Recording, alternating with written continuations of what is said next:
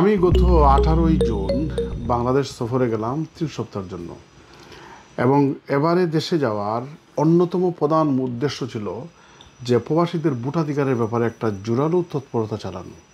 সেই উদ্দেশ্যকে সামনে নিয়ে 2 এপ্রিল প্রবাসী ভোটাধিকার বাস্তবায়ন পরিষদ ইউকের পক্ষ থেকে একটা ডেলিগেশন জরুরি ভিত্তিতে তাৎক্ষণিকভাবে অ্যাপয়েন্টমেন্ট নিয়ে প্রধান নির্বাচন কমিশনার মহোদয় তার সাথে দেখা করলাম।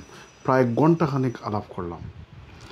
এরপরে উনি তার দায়িত্বপ্রাপ্ত নির্বাচন কমিশনার জনাব ব্রিগেডিয়ার অবসরপ্রাপ্ত সানাউল্লাহ সাহেবকে উনি অফিস শেষ করে বাসার দিকে রওনা দিয়েছেন।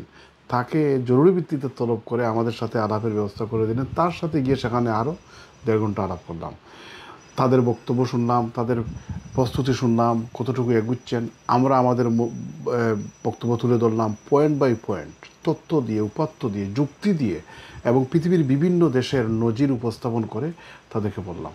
তারা অত্যন্ত ধৈর্য সহকারে এবং অত্যন্ত সহানুভূতির সাথে প্রত্যেকটা পয়েন্ট তারা শুনলেন, নোট করলেন এবং তারা তাদের দৃঢ়তার সাথে ঘোষণা করলেন এবং বললেন যে আমরা শীঘ্রই ঘোষণা করতে যাচ্ছি। আমরা তাদেরকে ইন্সপায়ার করলাম, দাবি জানালাম, এনকারেজ করলাম। আমরা মেমোরেন্ডাম প্রধান নির্বাচন কমিশনার মহোদয়ের হাতে তুলে ধরলাম এবং আমরা বললাম যে যদি আপনারা এই দাবি বাস্তবায়ন না করেন তাহলে জীবদ্দশায় আমরা প্রবাসীরা এই অধিকার পাবো না। অথচ প্রবাসীদের রেমিটেন্স হচ্ছে বাংলাদেশের অর্থনীতির লাইফলাইন। 5ই আগস্টের আগে 1 মাস প্রবাসীরা রেমিটেন্স শাটডাউন করে পতিত সরকারের বিট নাড়িয়ে দিয়েছিল। 5 তারিখের পরে রেমিটেন্স পাঠিয়ে প্রবাসীরা এমনভাবে পাঠিয়েছেন যে অর্থ উপদেষ্টা এবং বাংলাদেশ ব্যাংকের গভর্নর তারা পাবলিকলি বলেছেন যে বৈদেশিক ঋণের কিস্তি রিজার্ভের উপর হাত না দিয়ে রেমিটেন্সের উপর ভিত্তি করে পরিশোধ করেছেন। এবং প্রবাসীরা বিভিন্ন দূতাবাস, বিভিন্ন হাই কমিশন এবং পার্কে মিটিং মিছিল করেছেন একাত্মতা করে জুলাই অভ্যুত্থানের জন্য। সুতরাং প্রবাসীদের ভূমিকা অনস্বীকার্য এবং 1.5 কোটি প্রবাসী দেশের বাইরে বসবাস করেন। তার মানে বাংলাদেশের জনগণের 1/10 1/10 পৃথিবীর প্রায় 120টা স্বাধীন সার্বভৌম দেশ যারা জাতিসংঘের সদস্য রাষ্ট্র, তাদের একটা দেশের 1.5 কোটি জনসংখ্যাই নাই।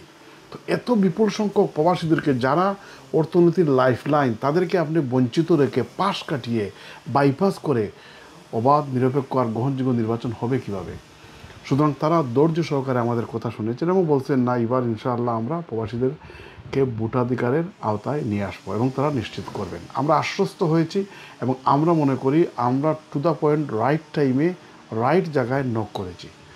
আমি এই সুযোগে প্রবাসীদের ভোটাধিকার বাস্তবায়নের জন্য দেশে বিদেশে যারা কাজ করেছেন দশকের পর দশক, যুগের পর যুগ, তাদের সবাইকে অভিনন্দন জানাচ্ছি। তাদের সবাইকে আমরা আন্তরিক ধন্যবাদ জানাচ্ছি। সবার ঐক্যবদ্ধ আন্দোলন ক্যাম্পেইনের ফলে এই সফলতা আসছে। এজন্য এই সফলতা আমাদের সবার, এই আনন্দ আমাদের সবার।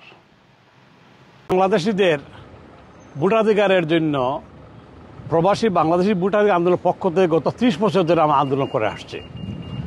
আজকে আমরা জানতে পেরেছি বর্তমান সরকার প্রবাসীদের অনলাইনে নাম রেজিস্ট্রেশন এবং ভোটাধিকার প্রয়োগের পোস্টাল ব্যালটের সিদ্ধান্ত গ্রহণ করেছেন। আমরা সরকারের সিদ্ধান্তকে অন্তঃস্থল থেকে আমরা সাধুবাদ জানাচ্ছি, স্বাগত জানাচ্ছি। আমরা মনে করি সরকারের সিদ্ধান্তের ফলে সারা বিশ্বে ছড়িয়ে ছিটিয়ে থাকা 1.5 কোটি প্রবাসীর দীর্ঘদিন আন্দোলন সফল হয়েছে এবং আন্দোলন কার্যকর হবে বলে আমরা আশা করি। আমি অনুরোধ করব বর্তমান সরকারকে যাতে অনলাইনে প্রথমে ভোটার তালিকায় নাম অন্তর্ভুক্ত করা হয়। অনলাইনে রেজিস্ট্রেশন অত্যন্ত জরুরি। অনলাইনে ভোটার নাম রেজিস্ট্রেশন না হলে কীভাবে আমরা ভোট দেব? এরপরে আমরা হাই কমিশনে বা পোস্টাল ব্যালটের মাধ্যমে আমরা আমাদের ভোটের প্রয়োগ করব। এটা সরকারের একটা সময়োচিত সময়োপযোগী সিদ্ধান্ত। এই সিদ্ধান্তের প্রতি আমরা স্বাগত জানাই, সরকারকে ধন্যবাদ জানাই।